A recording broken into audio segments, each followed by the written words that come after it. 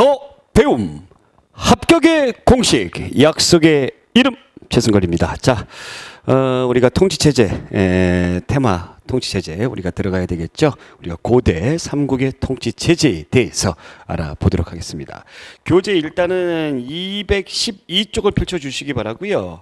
거기 보시면 뭐 고르 백제 신라의 통치체제에 대해서 아주 간단하게 잘 나타나져 있습니다. 또 213쪽 위를 보게 되면은 표가 나와져 있죠. 이 표를 갖다가 이제 참조를 해주시면 좋을 것 같고 강의는 228페이지 심화 학습 거기 나와 있는 것을 중점으로 해가지고 우리가 고대의 통치체제 공부하도록 하겠습니다. 자, 그러면 삼국의 통치체제 보겠습니다. 삼국은 과연 어떠한 통치체제를 마련했느냐 봐야 되겠죠. 초기에는 이제 고구려 백제 5부, 신라의 6부. 그러니까 5부나 6부가 귀족을 통해 어느 정도 독자적으로 통치를 했고요. 국가의 중요 사무는 제가회의라든가 정삼회의라든가 화백회의 등의 이런 귀족회의죠. 그러니까 요건 고구려의 귀족회의, 백제의 귀족회의, 그다음에 신라의 귀족회의 그러면서 이제 점차 중앙집권 국가로 발전하게 되었다라는 겁니다. 자, 그런데 이제 삼국의 관등이라든가 관직 체계 이런 것들은 신분의 제약을 받았고 그다음에 우리가 통일신라 시대 때에 우리가 중의제 같은 것이 있었죠. 육두품들 어떤 그 신분의 어떤 제약에 대한 불평불만을 좀 완화시키기 위해서 이런 중의제 같은 보완책도 있었다입니다. 자, 그러면 지방 통치를 한번 보겠습니다. 초기 때는 삼국이 성촌 단위 개편이에요. 성촌 무슨 성 무슨 촌 정복적을 이제 크기에 따라 가지고 조금 큰 거는 이제 성, 제일 말단은 이제 촌 이런 식으로 했다라는 거죠. 그래서 이제 지방관을 파견을 했는데 그러나 한계가 중요한 거예요. 이 성촌에 다 파견을 못했다는 얘기죠. 그래서 그 지역에 있는 지방 세력가가 자치를 오랫동안 유지를 했다라는 겁니다. 자, 이게 이제 초기의 모습이고 지방으로 이제 후기의 모습으로 가겠습니다. 이 후기에는 또 부방주예요. 그러니까 후기에는 이제 중앙집권이 좀 더 범위가 좀 넓어지잖아요. 그러면서 부방주 단위 개편이었다라는 거죠. 그래서 최상급 부, 그 밑에 방 또는 주, 방이나 또 준을 두었다라는 거죠. 그래서 이제 요 방, 부방 고구려 같은 경우는 5부예요. 수도도 5개, 부, 지방도 5개. 근데 이제 백제 같은 경우는 5부 5방이었어요. 지방의 행정구역의 방이에요. 방. 자, 그다음에 신라 같은 경우는 이제 어떻게 됩니까? 6부 5주예요.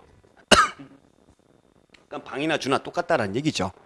네. 그래서 여기에 이제 뭐 부, 방, 주 다 똑같은 겁니다. 지방이니까 지방장관 파견하고요. 그 아래 이제 뭐 성이나 군에도 지방관을 파견했는데 제일 말단구역은 역시 촌입니다. 촌. 그 촌주는 그 지역 토착 세력가입니다. 여기 나와 있죠. 촉이랑 똑같죠? 예, 토착 세력가고요. 그 삼국은 보시면 외형상으로는 중국의 군현 제도를 본받아서 하였으나 발음이 왜 이래? 하였으나 실제로는 지방관 수가 많지 않아서 자 거의 대부분은 자치를 허용했다라는 겁니다. 그거예요. 그러니까 여러분들 그 내용만 조금 달라지지 그 말단구역 같은 경우는 거의 지방자치적인 그런 부분으로 갔다라는 거죠. 그리고 특히 지방행정조직은 그대로 군사조직의 성격을 지니고 있기도 했다라는 겁니다. 자, 그럼 이제 세부적인 내용으로 들어가겠습니다. 고구려 볼게요. 중앙관제는 10여 관등입니다. 예, 관리들을 갖다가 이제 10등급으로 나눠놨던 거죠. 10등급으로 딱 나눠놨고 관직의 이름 보게 되면 뭐 대대로가 최고 수상이죠. 예, 제가회의의 그 뭡니까? 의장이기도 하고요. 그래서 이렇게 외워주세요. 제가 대대로입니다. 제가 대대로입니다. 상가, 고추, 가 뭐 이런 가들이 모여 있는 회의다 해서 제가회의죠.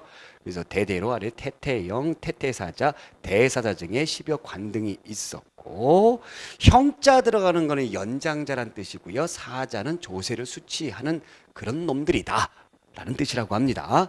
수상은 수상 대대로 원칙상 3년에 한 번씩 선거에 의해서 선출이 되었다라는 겁니다. 지방 조직을 보게 되면은 지방 조직 5부 이하의 성은 철여근지 또는 도사가 통치를 했다. 그러니까 5부 아래에, 그러니까 고구려 같은 경우는 서울을 5개, 수도를 5개, 지방도 5개, 5부라고 그랬죠. 그래서 이 부 아래의 성은 철여근지 또는 도사가 통치를 했다. 그러니까 철여근지나 도사는 뭐 하는 애들이에요? 요 지역을 통치하는 관직 명칭이겠죠.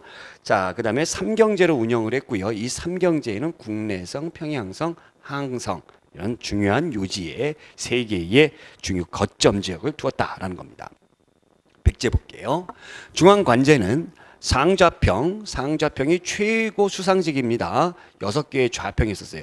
6개의 좌평 중에 상좌평이 한 명 있는 거죠. 그리고 16관등이었다라는 겁니다. 그리고 6개의 부서로 분할을 했고요. 자, 사비천도 이후에 사비천도 누가 했죠? 성왕이 했죠? 예, 중앙부서를 22개로 나뉘었습니다. 예, 22개. 그 다음에 내관이 12개. 그 다음에 외관. 밖에 있는 외관이 10개, 합해서 22개. 각 관청회장은 3년마다 교체를 했고요. 자, 군사제도는 중앙의 각 부에 몇 명을 두었습니까? 500명의 군대를 두었다. 각 부마다 500명. 아, 꽤 많았죠.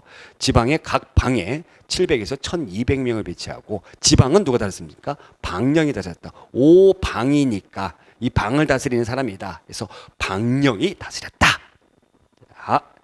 그 다음에 여기 보시면 이제 좌평들입니다. 내신좌평, 왕명출납, 내법좌평, 의례담당, 조정좌평, 형벌, 내주좌평, 재정, 병관, 국방, 위사, 수기. 자, 그래서 이 6좌평인데 6좌평 중에서 어느 좌평이 상좌평을 합니까? 바로 내신좌평이 상좌평을 합니다. 자, 그 다음 보겠습니다. 신라는 법흥왕 때 17관등이 왕비가 됩니다. 법흥왕이 뭘 했기 때문에? 골품제 했죠. 골품제. 그죠? 그래서 국가 발전에 따라 기구 설치해 갔는데 신라 법흥왕 때의 병부가 최초의 부서였다라는 겁니다. 그 다음에 진평왕 때 위화부, 예부, 조부를 설치했고요. 진덕여왕 때 집사부가 설치되는데 국왕의, 그러니까 오늘날의 청와대 비서실과 같은 그런 왕명을 출납하고 이런 그런 부서를 집사부라고 하죠. 이 진덕여왕 때 여러분들이 진덕여왕 옆에서 가장 막강한 권력을 행사한 신하 이름 하나를 여러분들이 알고 있으셔야 됩니다. 누굽니까? 김춘추예요. 김춘추. 그러니까 이 진덕여왕은 좀 약간 무능하고요. 김춘추가 모든 걸 다 했습니다. 그래서 김춘추의 입김에 의해서 집사부의 특히 시중의 권한을 강화시켰다라는 거죠. 그리고 나서 진덕여왕 다음에 자기가 태종무열왕 되는 거죠. 그 다음에 지방조직은 수도와 지방을 6부 5주로 다스렸고, 주를 다스리는 걸 군주라고 불렀어요. 주니까 군주예요. 군주. 이 주자 들어가잖아요. 군주. 군은 태수, 현은 현령, 촌락은 촌주. 이거 여러분들이 아셔야 됩니다. 가끔 이게 시험 문제 나와요. 모르시면 안 돼요. 오방은 누구라고? 오방은 방령입니다. 방령. 자, 그 다음에 이소경이 있었는데 이소경에는 사신을 파견했습니다. 이것까지 여러분들이 기억해 주셔야 됩니다. 아시겠죠? 자, 그러면 신라 같은 경우에 이제 왕호의 사용식이라든가 변천, 그것도 이제 앞에서 다뤘습니다만 조금 더 자세하게 한번 볼게요. 왕호는 거차 이마, 거서관, 차차홍, 이사금, 마립간 순으로 갔죠. 거서관 박격거세, 차차홍 남해, 이사금은 유리에서 흐레까지, 마립간은 내물에서 소지까지입니다. 그리고 왕이란 칭호를 처음 사용한 사람이 바로 이제 지증왕이죠. 이거 우리가 약간의 암기 팁 뭐라고 그랬죠? 우지가 신라왕이래. 우지가 신라왕이래. 그거 기억하고 계시죠? 자, 박격거세는 대인이다. 군장이다. 차차홍은 제주 무당. 예. 그 다음에 이사금은 윗니빨. 그래서 계승자, 연장자. 그 다음에 마립간은 대군장이에요. 말 위에 딱 이렇게 높이 올라가 있는 사람이다. 대군장 우두머리. 자, 그 왕의 호칭을 사용했는데 지증왕, 한자식 왕어고요. 법흥왕 때부터 불교식 왕명을 사용했고, 무열왕은 중국식 시호를 사용했습니다. 그래서 태종무열왕 이런 식으로 했던 것이죠. 자, 그 다음에 사료에 나와져 있는 그 제가 요거 좀 준비를 해봤습니다. 뭘 준비했죠? 그 신라의 금성문을 준비했어요. 금성문이라는 게 바로 뭐냐면은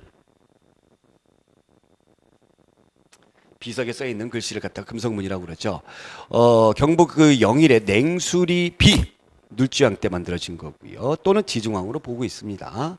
자, 근데 보통은 이제 지중왕으로 많이 보기도 하는데 현존 최고 신라의 비로 가장 오래된 신라의 비석으로 영일지방 제3분쟁의 판결 내용이 담겨져 있습니다. 예, 담겨져 있어요. 그래서 신라를 뭐로? 사로로 기록을 했다라는 거고요. 육부의 유력자들이 왕으로 표기가 돼 있고 촌주가 간지라는 관등을 사용했다. 그 왕으로 표현을 했다라는 왕을 사용했다. 그래서 지중왕으로 본다라는 거죠. 자, 울진 봉평 신라비 이건 법흥왕 때입니다. 이것도 잘 나오는 거예요. 법흥왕 때 율령반포했다라는 사실을 알 수 있어요.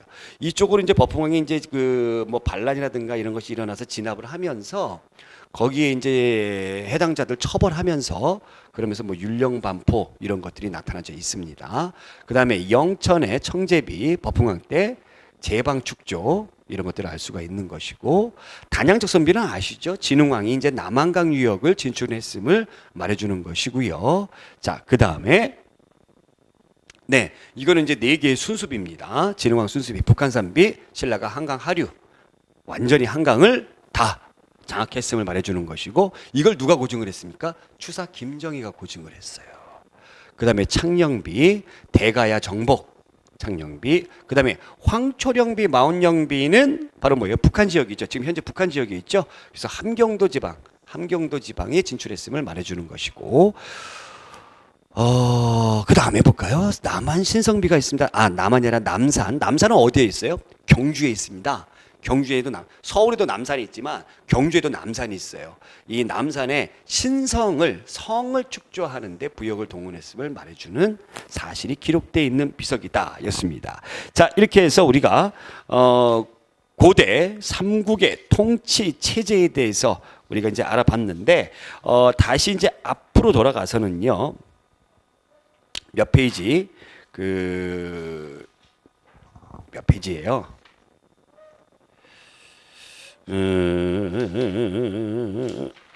네, 213쪽에 나와 있는 그 표 다시 한번 정리 한번 해볼게요. 고구려는 이제 중앙정치는 대대로 전시 때는 대망리지입니다. 대망리지, 전시 때는 대망리지라고 불렀어요.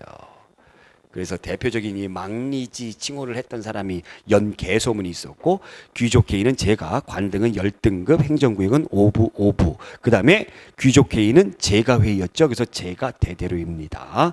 백제는 상좌평, 귀족회의는 정사함회의고 관등은 16등급, 5부 5방 22개 담노라는 특수규격이 있었죠. 자, 정사암이 실질적으로도 사진을 보면은 정사암이 굉장히 경치가 좋은 데예요. 경치가 좋은 데서 정사를 하는 바위. 그래서 귀족들이 이제 모여가지고 국가의 중요한 일들을 회의를 하는데 좋은 데서 가서 해야 되겠죠. 그래서 정사암. 그래서 좌평들 평평한데 다 앉아 있어요. 평평한데 그 가운데 제일 높이 앉아 있어요. 그래서 상좌평. 이렇게 여러분들이 기억해 두시고 자, 그다음에 상대등. 자, 상대등 후기 우위는 중시 또는 시중이라고 하는데 화백회의의 의장이죠. 만장일치입니다. 여기에 들어가면은 귀족의 높고 낮음이 소용이 없어요. 저마다 다 소중합니다. 그죠? 그래서 만장일치로 하기 때문에 그래서 대등한데 그 가운데 제일 높다. 상대등. 관등은 17등급 6부 5주고 통일 후에는 9주 5서경입니다. 자, 발해는 나중에 이제 남북국 시대할 때 공부를 하도록 하겠습니다. 자, 이렇게 해서 우리가 고대의 통치 체제 정리를 해봤고요. 다음 시간에 남북국 시대의 체제에 대해서 알아보도록 하겠습니다. 오늘 여기까지 고맙습니다.